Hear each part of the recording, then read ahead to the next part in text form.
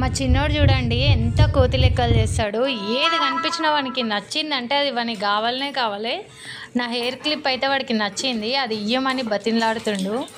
బతిమలాడినంతసేపు బతిమలాడతాడు. ఇంకా తర్వాత ఇస్తావా ఇయ్యవా, ఇయ్యలేవనుకొని సంగతి చెప్తా అన్నట్టు బెదిరిస్తుండు. వాడు ఎంత కోపంగా చూస్తుండు అంటే నన్ను, మమ్మీ నాకు ఈ మమ్మీ లేదనుకో నేను కొరికేస్తా అన్నట్టు చూస్తుండు. ఆఖరికైతే వాడికి కోపం వచ్చిందనుకోండి, వాడు ఏం చేస్తాడో నాకే తెలియదు. ఎట్లా చూస్తుండంటే మమ్మీ ఇయ్యే ఇయ్యే అన్నట్టు బతిమలాడుతుండు. ఇది ఎంతసేపు చూస్తాడో నేను కూడా చూస్తున్నా. కానీ వాడి కోపం వచ్చిందనుకోండి ఒక్క నిమిషం కూడా ఆగాడు. ఇంకా చూడండి వాడు ఎట్లా బెదిరిస్తుండు చూడండి నన్ను. వాడి చూపుకే భయమవుతుంది నాకు.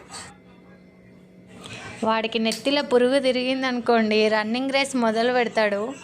ఆగరు అంటే ఆగనే ఆగడు. వాడు ఇటు నుంచి అటు నుంచి ఇటు ఉరుకుతుంటే నాకే భయమవుతుంటుంది. వాడి ఉరుకుడు చూసి వాడు ఏడ కింద పడతాడా అని నా గుండె దడదడదడు కొట్టుకుంటూ ఉంటుంది.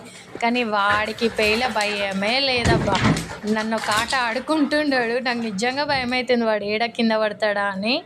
అట్లాంటి పురుగు అన్నమాట వీడు.